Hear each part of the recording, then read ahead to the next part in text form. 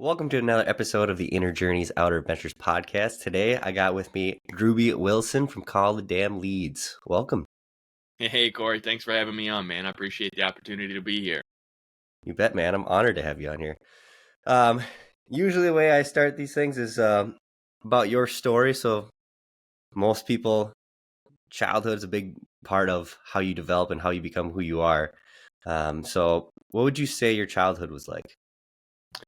I mean, I had a pretty typical childhood. It was rad. As a whole, though, for me, my mom and dad fought a lot. My dad was in and out. My mom raised us kind of on her own, so we went through a lot of different weird, ups and downs and struggles, like most middle class families of the early '90s, late 2000, or late '90s, early 2000s. I guess is when I kind of started growing up more so.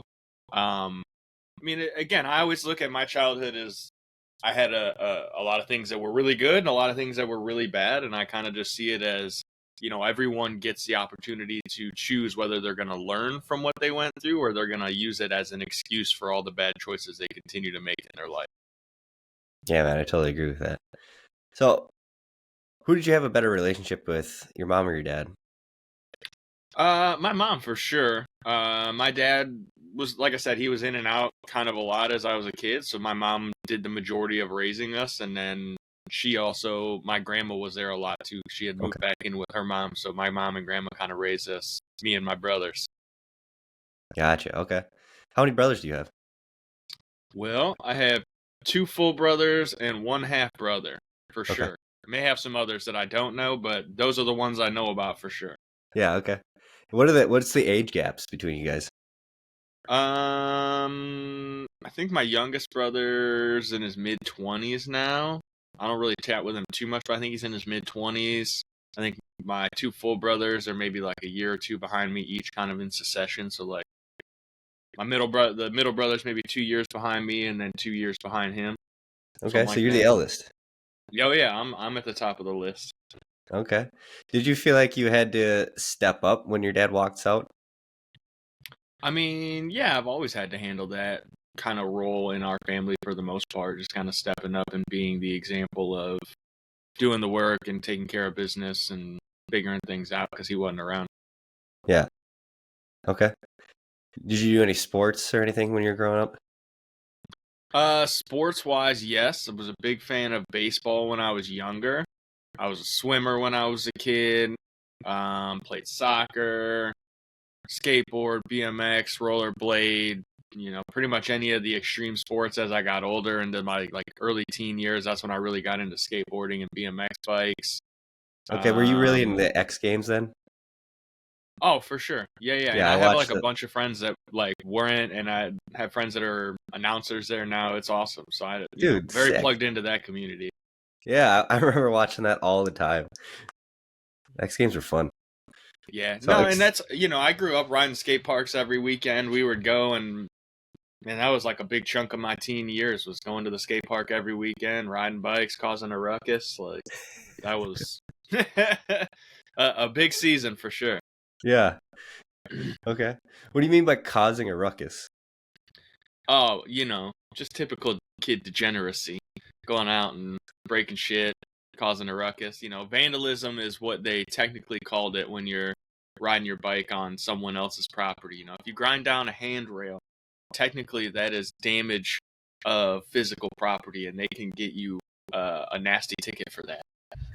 Oh, Which makes sense, because as a business owner now, if I paid a bunch of money to install a really nice handrail out front for people, and these shithead kids are grinding down it and waxing it and making it look like hell. Hindsight's 2020, man. You can figure things out as you get older, but the truth is, I get it now. So yeah. Okay. What was your friend group like? So you're hanging out with these guys causing ruckus. What are they like? I was always pretty eclectic. I floated around between friend groups because I kind of fit in on both sides of the tracks, in the sense that I had the kids that, were just skateboarders, punks, all that kind of stuff, the drug dealers and the addicts, all those kids. I was part of that group. And then I also knew some of the kids that were more well-to-do and kind of floated in between the two. I was kind of a chameleon. I figured out how to survive wherever I was at. Yeah, man, I can relate to that. I definitely had multiple different friend groups, and I feel like, yeah, I was like a chameleon because I morphed to whoever I was hanging out with. How do That's you how you feel end like up in that? sales. You kind of figure out, hey, I'm gonna build rapport quickly. I'm gonna figure out how to fit in where I get in and just do what I got to do. You just answered my question as I was going to ask it. There you go, man. You already know. All right. Do you have any friends still from that age? Do you ever keep in touch with any of those people? Man, it's funny you would ask that. We literally just yesterday stopped at a friend of mine's house. So we're traveling right now. My family and I, we sold our house, moved into an RV. We're traveling around the country. Right now, we're stationed up in Ohio, kind of by where my wife's family is. And just yesterday, we stopped out and saw some friends that I've been friends with since I was 13. I'm now 37, right? I think Right. so. That sounds about right. Somewhere, I'm a mid 30s. I think 37 is about right. Yeah. But I've known these guys since we were like 13, 14 years old.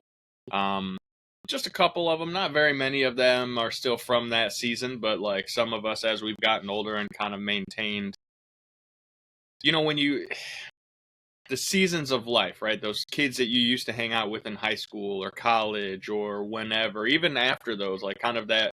If you're in your 30s, it's like, hey, who did you hang out in your early 20s and mid 20s, late 20s? You might not. It could be 3, 4, 5 years later. You might not even have the same circle of friends.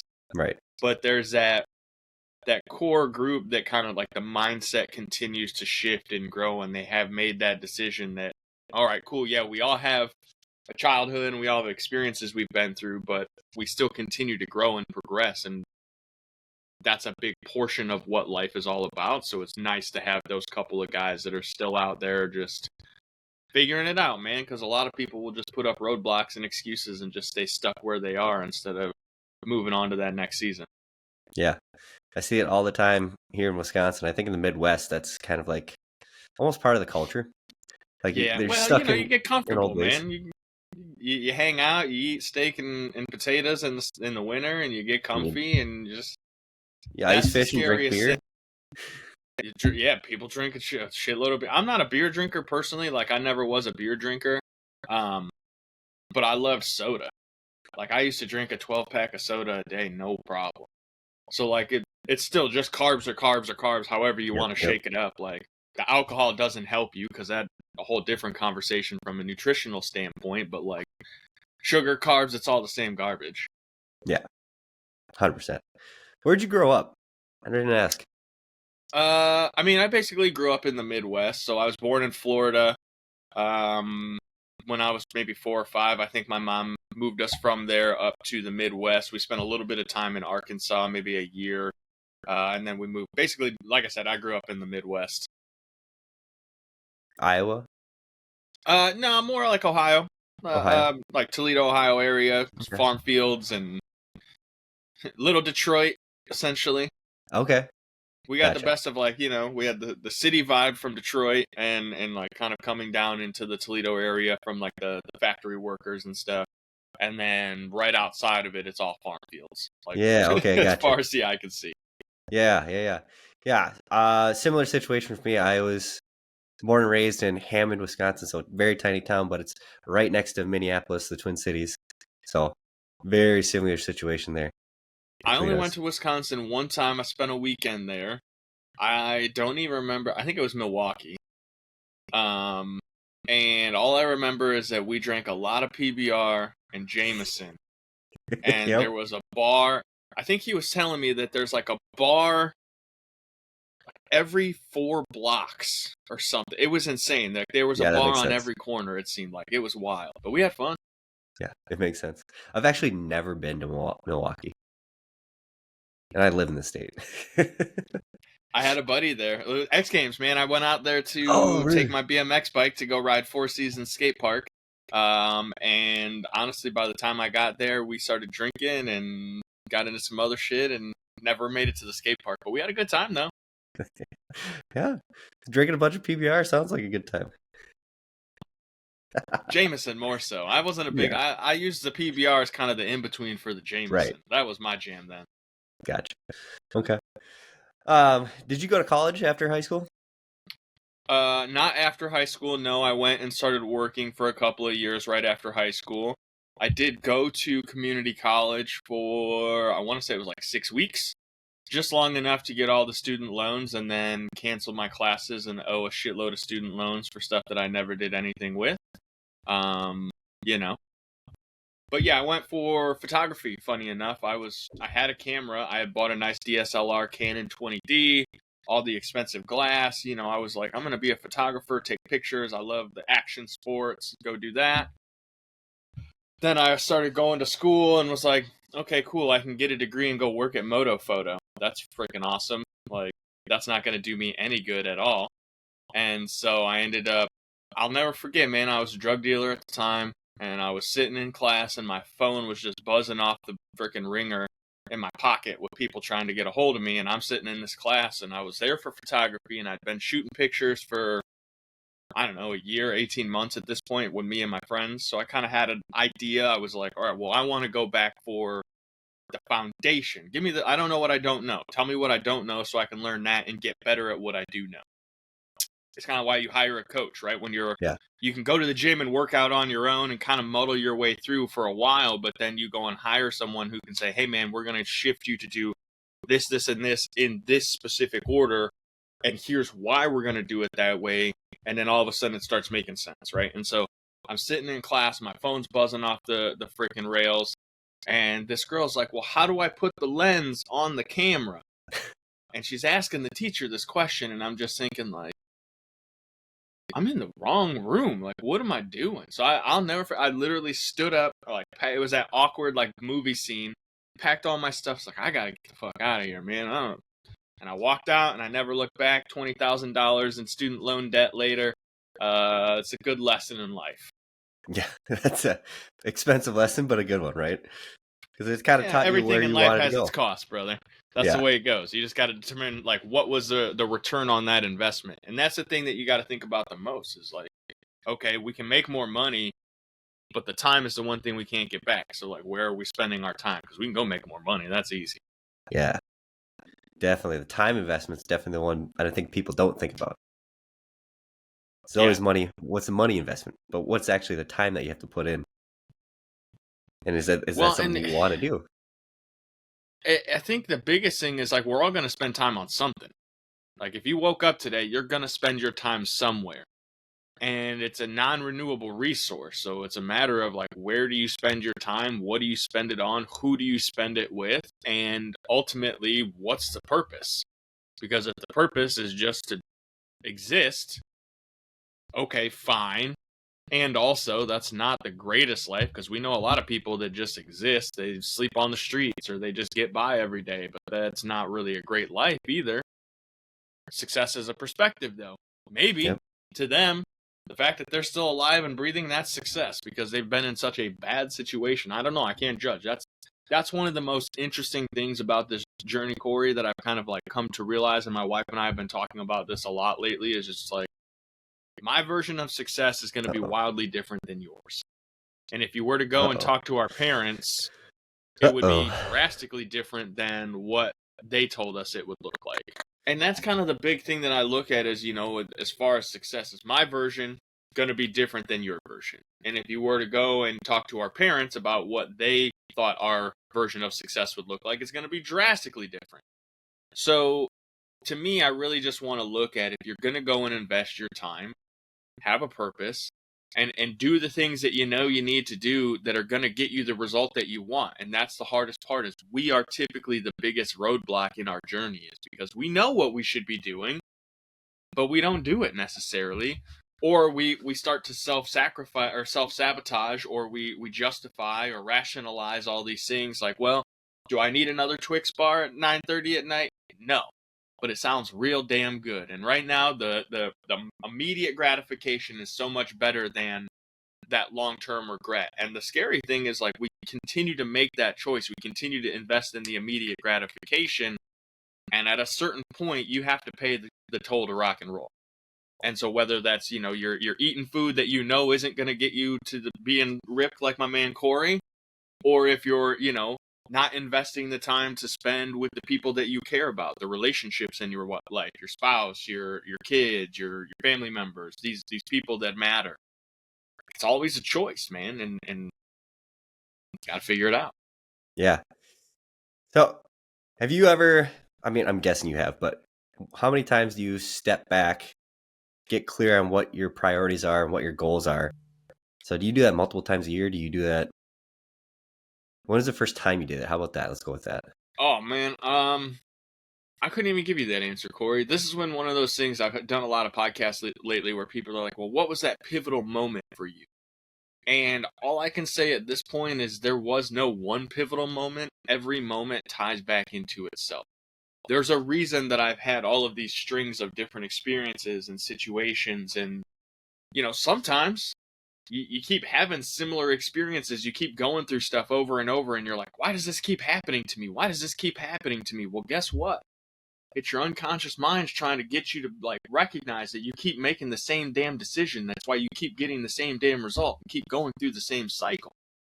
You ever see somebody that's in a relationship where it's like 1 minute they're head over heels in love, and then the next minute they're mother effing that person and talking about what a sleazy scumbag they are, and then like a week later it's like, that's my king, I love him, that's my king.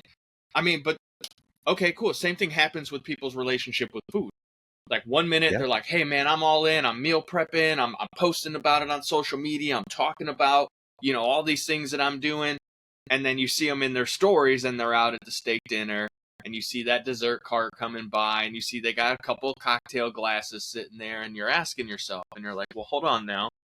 Because the thing that you're saying is not matching up with the thing that you're doing. And man, it'll bite you every time. Yeah. Yeah, I've actually seen that recently with some of the conversations I've had with people is they want a certain thing. They want to accomplish a certain goal or a certain result. Now I'm specifically talking about your physical body and how you feel and look. And they keep either self-sabotaging or they go through cycles of, hey, I'm doing this, and then they fall off. One thing happens and boom, they fall off. And it's a vicious cycle of you're not congruent with who you are, and then that makes you angry, frustrated, upset, and that kind of bleeds out into the rest of your world a lot. And I've seen a couple of different people talk about that and how they're just being more self-confident or self-conscious about that. And it's affecting other aspects of their life, whether it's business, personal, relationships. What are your thoughts on that? Yeah, I mean, I think, again, success being a perspective, it's really important to find what are the, like in your own life, what are the things that give you that feeling of accomplishment? Like, what is it that checks the boxes for you? Because everybody's a little different, right? Some people, like when they go and they get a good workout in, like that checks a box for them. Other people, if they have to go and do a workout, it's literally the worst thing they have to do in their entire day. It might be checking a box, but it's like a big ugly box in the middle of their day that is just completely blocking everything else that they can see. But like for a lot of us, there's those little things where it's like, hey man, I did that, I feel good. All right, that's cool. I'll check that box. Let me move on and do it. The reason you're not getting consistent results is because you're not following a consistent routine. People forget to check the boxes. And as much as I hate to say it, that's a reason microwave directions exist, bro, because it's like, hey man, you got to take the package out of the cardboard first. But guess what happens if you don't take it out of the cardboard first because you just didn't check that box? You skipped it because you decided to be lazy. Well, you're going to burn your damn house down because the microwave isn't designed to cook cardboard, sir. It's designed to cook the food in the plastic encasement that's designed specifically of the plastic that can be microwaved. But if you skip checking that box, guess what happens? And that's an extreme example. Yeah. But let's do another one. Toothbrushing, teeth brushing. I don't know how I would, like brushing your teeth, right? Okay, cool. You can skip that box a day or two. Like we've all done it. I'm guilty. Like that's one of those things that for me, if I don't do it, I will skip the box. Like, and I hate to say that, but like very vulnerably, like if I don't brush my teeth right away, I get into that mindset and the rationalization of, well, I'm going to drink coffee, so I'll do it after I drink my coffee. Because I don't want to brush my teeth and then drink coffee because that's bad for your teeth. That doesn't make sense. I don't want to do that. Yep. And that's like I have my coffee and then I have a bagel and I'm like, all right, well, I'm going to eat breakfast. Let me eat breakfast, then I'll brush my teeth. And then I sit down, and all of a sudden it's 4 in the afternoon, and I've been working, and I'm like, oh, I didn't brush my teeth today. Like, it's the Yep. little rationalizations because you don't check the box. But what are those boxes in your life right now that you're not checking? And that's where you can start to look back, and it's like, man, why do people keep turning away when I'm talking to them? It's like, oh, I didn't brush my teeth. My breath stinks. I didn't check the box. Yeah. Yeah. So what do you think about like the psychological side of that? So you're not checking boxes and that's changing how you feel about yourself, how you look about yourself. What do you think about the kind of the psychological side of that? Well, I think the psychological side of that is that if you're setting these goals, tasks, whatever in front of yourself and you're not doing them, you're making this promise that you're going to do it and then not keeping that promise to yourself. You're probably not keeping the promises to other things in your life either. You're probably not keeping the promises to your relationships, to your business, to your job opportunities. And we could go down the woo-woo side of life, but like, let's be honest, man, if you don't tell yourself you deserve something, you won't get it. Or even if you do get it, you'll lose it just as quickly because you don't have that internal belief system or structure to say, hey, I did earn this, I did deserve it, so I should keep it and want more of it. No, like you stop checking boxes, you stop keeping those promises to yourself, you stop showing up, you don't have confidence. And when you don't have confidence, guess what? That fear, that scarcity, that starts trickling in. And the more scared you are, the more afraid you are, guess what? The more reactive you are. And the more reactive you are, the less logical you are. And the less logical you are, well, golly, that's how you end up living on the streets or in a van down by the river, which is my case. I actually live in a van down by a river, but it's by choice, and it's one of those funny things. But like logically, if you told someone that, they'd go, that does not make any sense. Drewbie, what do you mean? You sold a $500,000 home with a pool and why would you do that? That does not compute. But you don't have my life. You haven't had my experiences. And until we get to the real, okay, let's converse about what that actually looks like, you can't make those snap judgments. Yeah. Yeah, I really like what you said there. Definitely that like this, it goes back to like your internal beliefs and what you think, quote unquote, you deserve in life. I don't really think anybody deserves anything. You have to work for stuff, but what you believe is actually possible for you is what's going to actually come to life in your life. And it took me a very long time to switch that. So I started working as a personal trainer 6 years ago. I would say in the past 2 years is when I actually started to believe that I could A, run my own business, because before I didn't want to. B, I could actually make money doing this. And then knowing a path that I can get to that and finding that path. And it's all started with the belief that I can actually do this and show myself by my checking that box every single day that I can do it. Well, and that's the cognitive bias that we're imparted by those around us, right? As a kid, people will say, hey, you can't do that thing, or hey, no, that's not possible. And like, kids are the funniest, they're the greatest sales professionals of all time. They have all the creativity, and funny enough, adults kind of shit on them. They're like, hey, I want to build a hockey rink with a pizza place and a this and a that. And they're like, yeah, whatever. That's cute.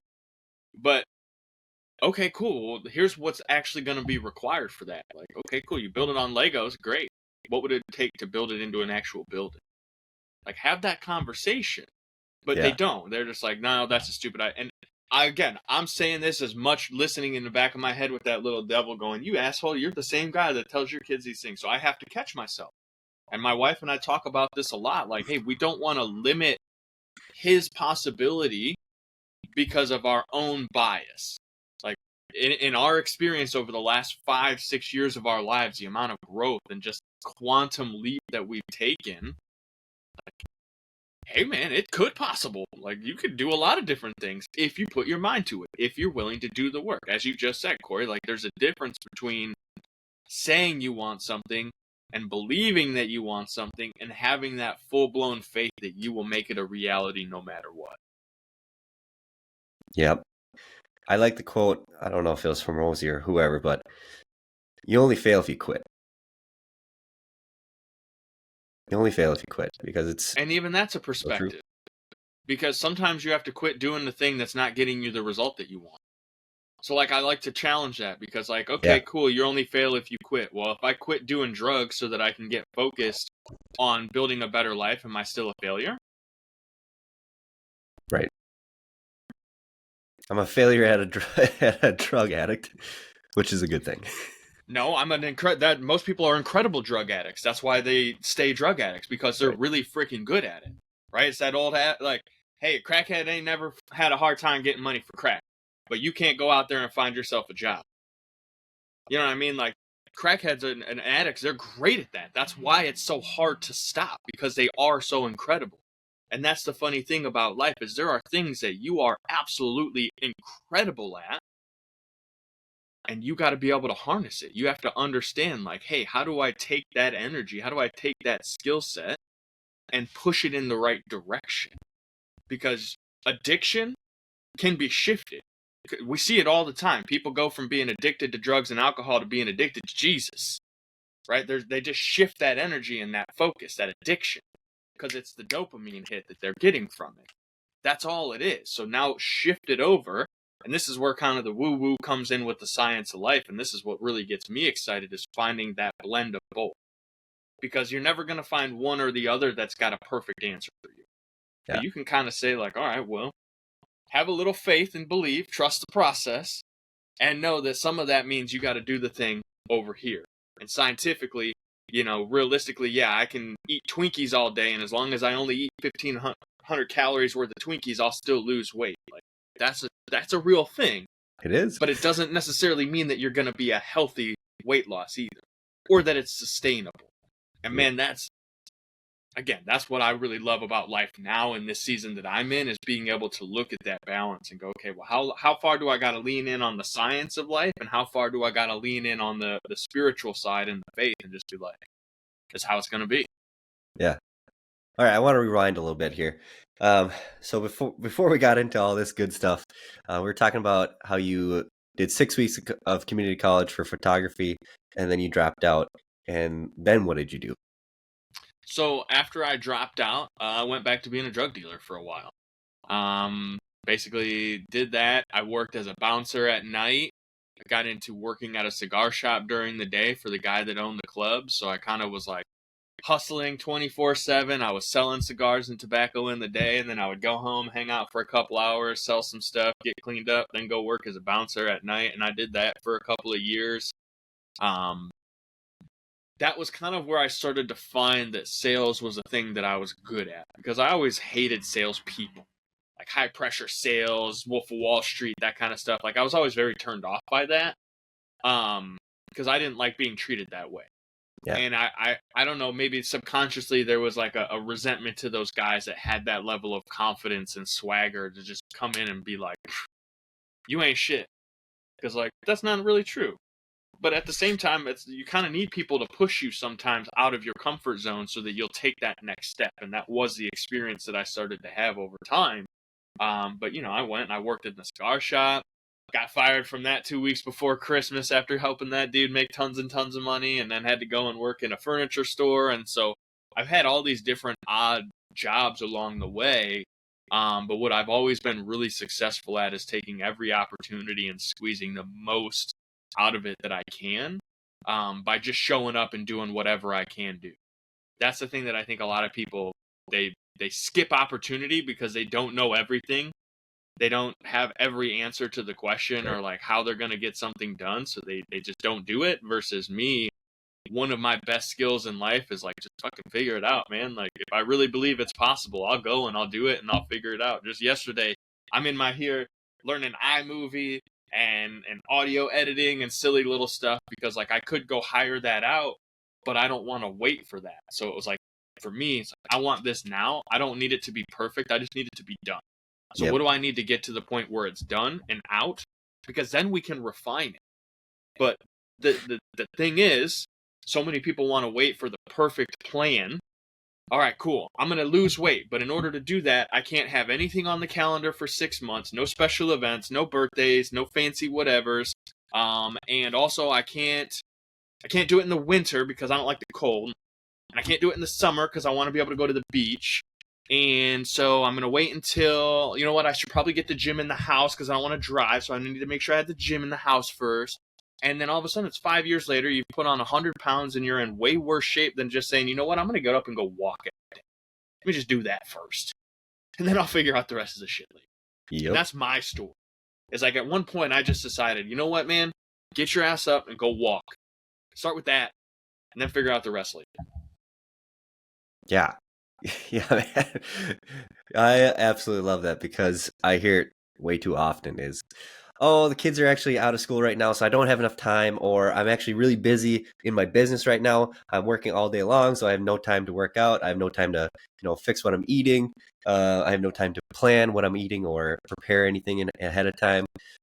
So they're thinking about all these excuses rather than, like you just said, it doesn't have to be perfect. You just have to start taking action. That's right. And that's how you get results.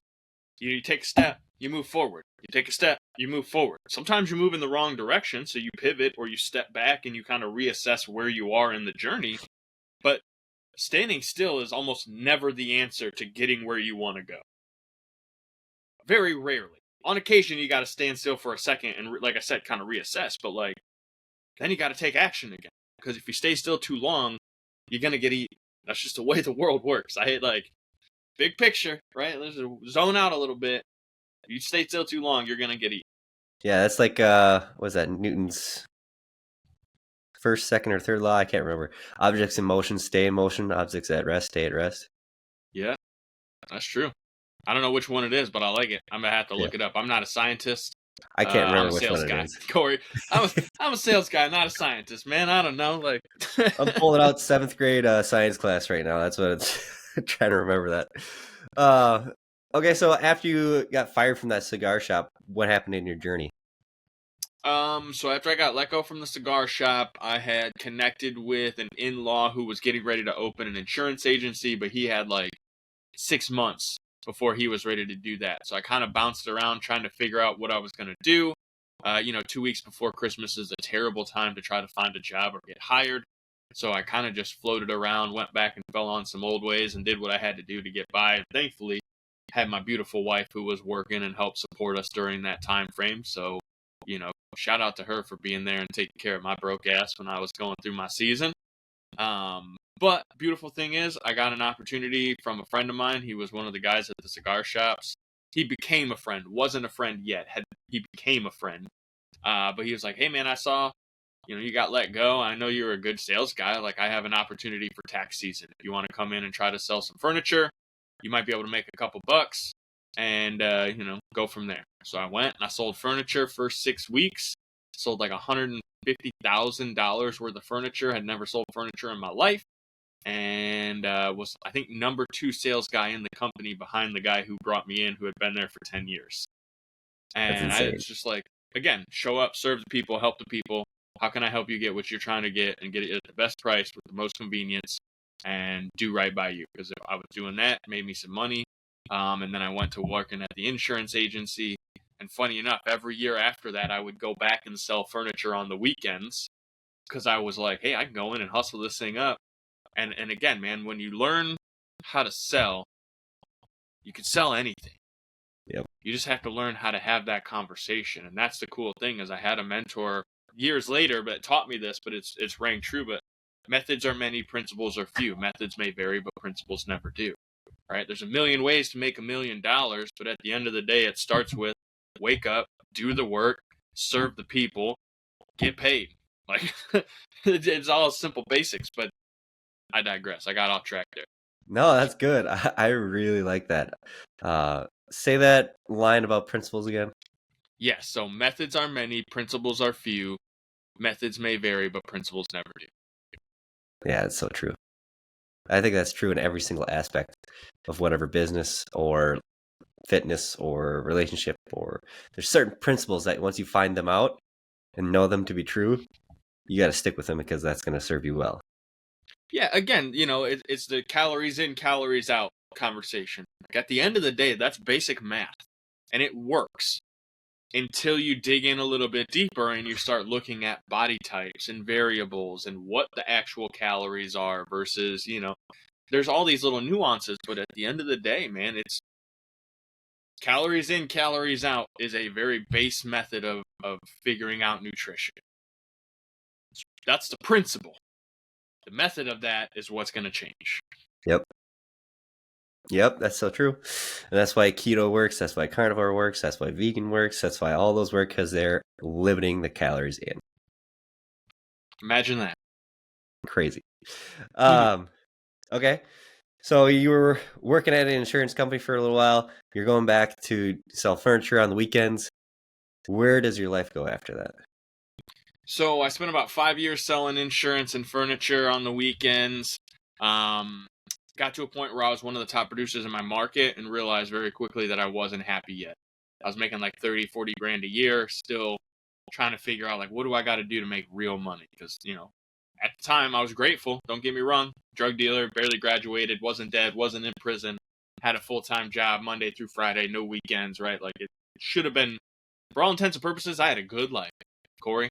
But good will steal from great every chance it gets. And what I learned is that if I wanted to be great, I need to learn how to get more people to sell stuff to, because my boss wasn't in a position to pay me more money for the work I was doing. And the only way to get paid was on performance. So I went out and I was like, I got to learn marketing. So if I can sell to more people, I can make more money. So I started learning marketing, invested in some online courses and training, and ultimately had some success. I doubled my own production in the business, which sounds really great. It's like, oh, if you doubled your production, you doubled your income. No, that's not how it works. I doubled my production for the business, and I got an incremental increase in my income. 10%, that was my increase, versus the 90% increase that went to the business.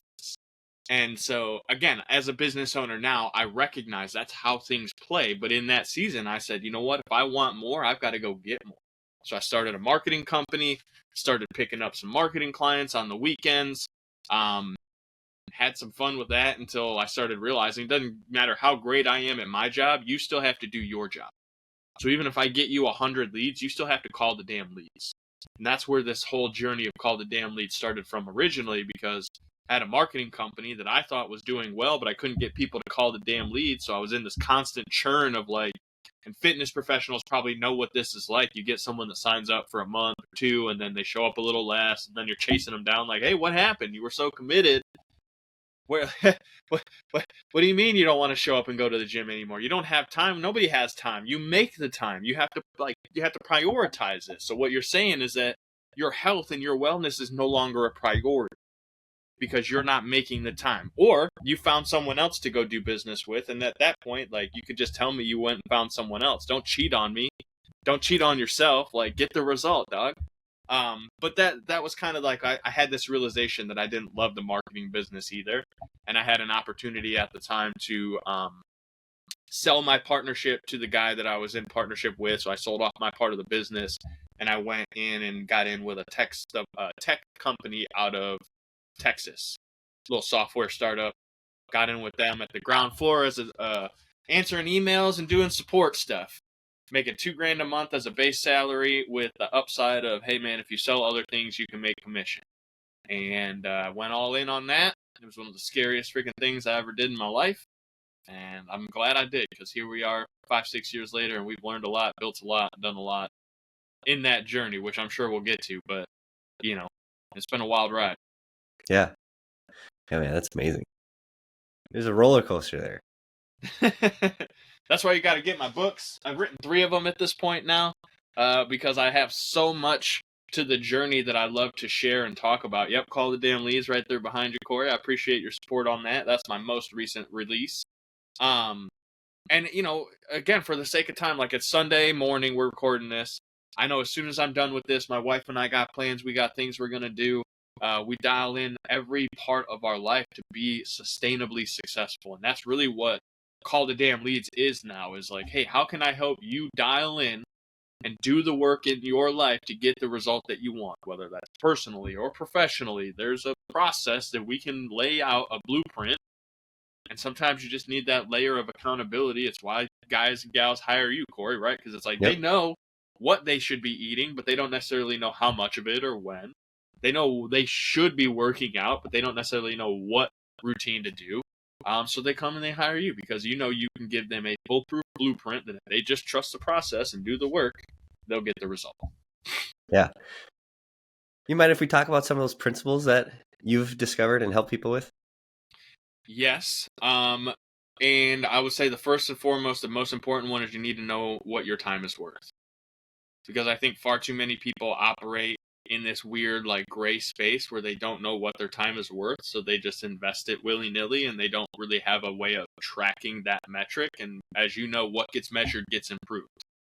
If you don't get on the scale consistently and measure where you're at, there's no really knowing what the results are going to be, because you can do all the work and you can guesstimate, like, hey man, I've been doing my workouts and I've been eating right, but are you 100% sure?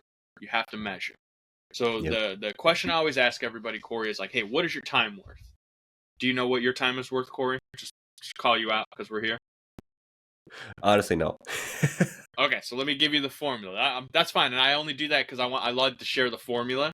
Yeah. And my clients pay me a lot of money to help them through this, so I want to give this away for your listeners here, because if they spent some time with us today, it means a lot, and it means they're investing in themselves, and so I want to give them something they can really take from this. So here's what you do: all the money you made last year, your main job, your side job, maybe you post pictures of your feet on the internet and get paid, whatever. I'm not judging.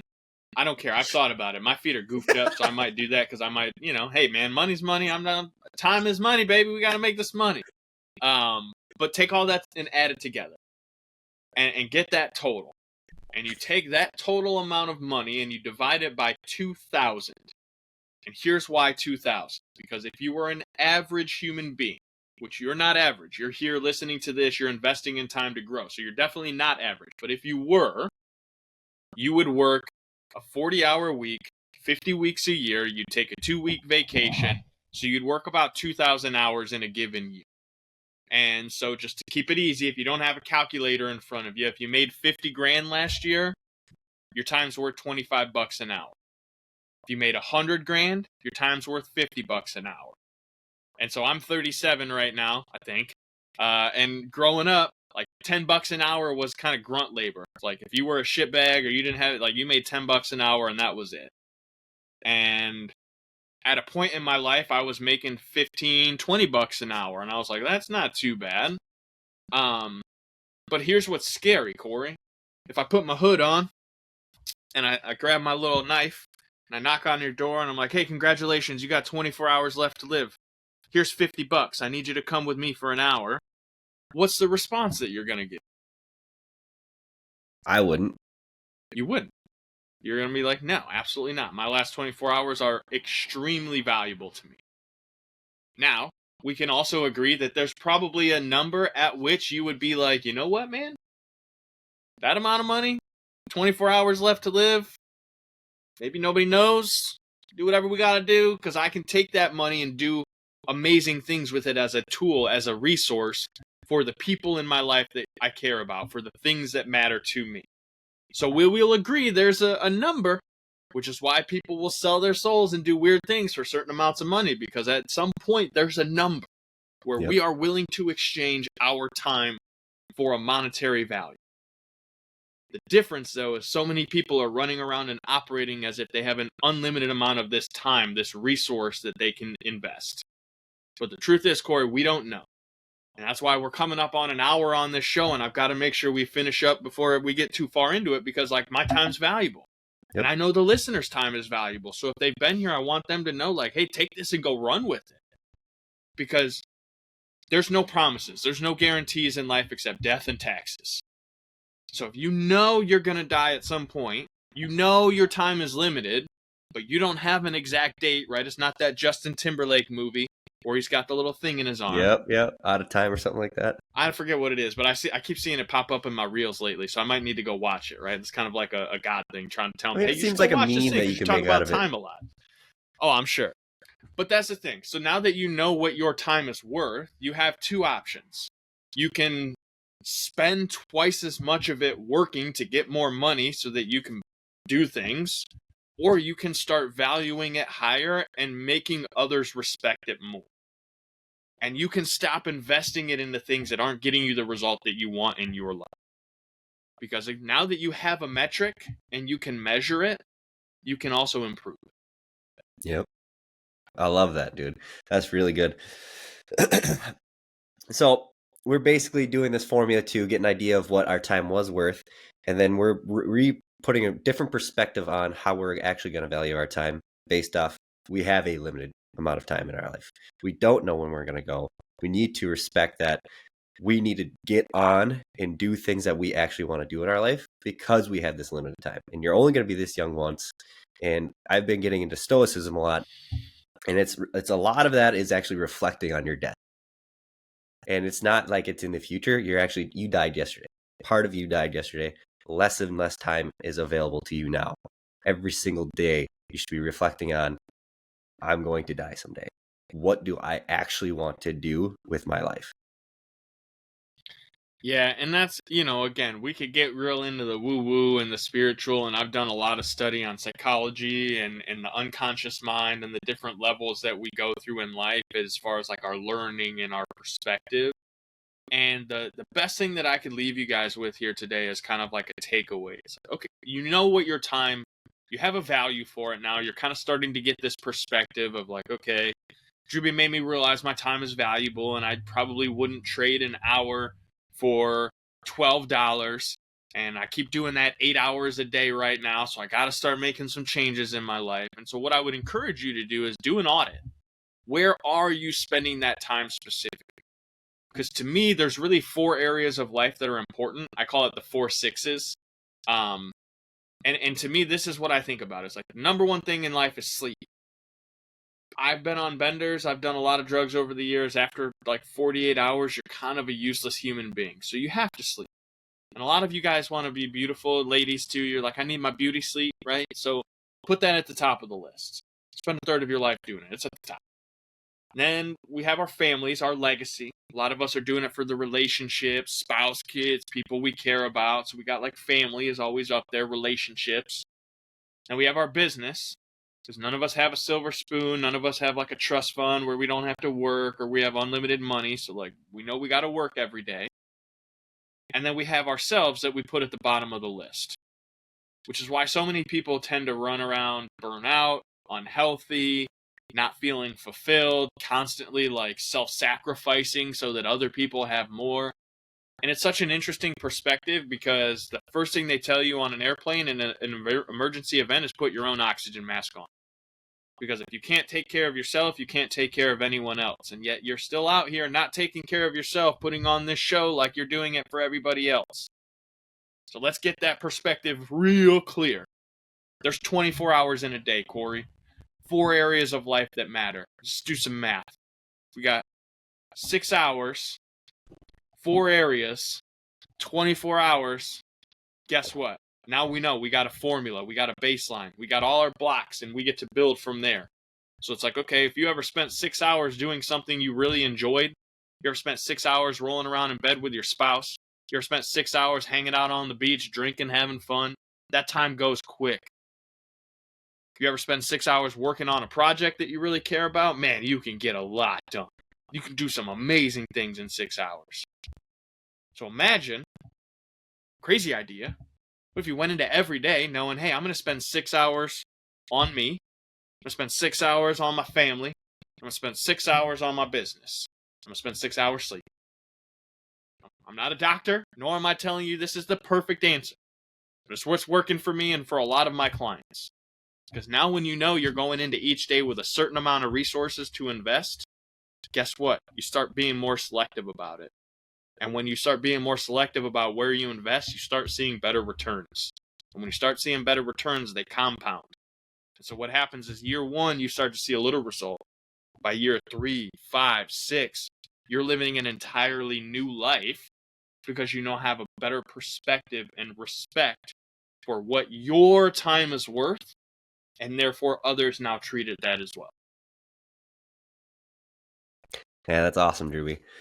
I appreciate your time and you coming on here and giving us some knowledge and some power and teaching us about your story and where you've come from and how you've gotten to where you've gotten to now. And I look forward to watching you grow more and seeing the value that you provide for others. So thank you. Thank you, Corey. I appreciate the opportunity. And, the one thing I ask, if anybody's still here listening to me ramble at this far into the show, if you got some value out of today, if you enjoyed it, will you go share this episode on social media? tag Corey, tag me at Call the Damn Leads. Let someone know that you listened to this. You invested a little of your time. Again, your most valuable resource. You got something from it. Tell some other people. If they get some value out of it, that means the whole point of this show has been validated. We're doing something to help others. And then if you want more about what I got going on, Call the Damn Leads, yada, yada, come call us. We'll answer the phone. We pick up the phone. We call our damn leads. And we'll be happy to share whatever we can with you on your journey, whether it's a mindset thing or a sales thing. Because ultimately, man, we want to help you get dialed in to build a sustainably successful life. Because it can be done if you do the work. Exactly. And I can confirm that you do call the leads. Yes, I've called Corey a couple times now. I'm always like, oh, yeah, it's Corey. What's up, man? How are you doing? I didn't realize I was calling you, but here you are. What's up? I love it, man. I love it. Well, thank you guys for listening to another episode of the Inner Journeys Outer Adventures podcast. We'll see you next time.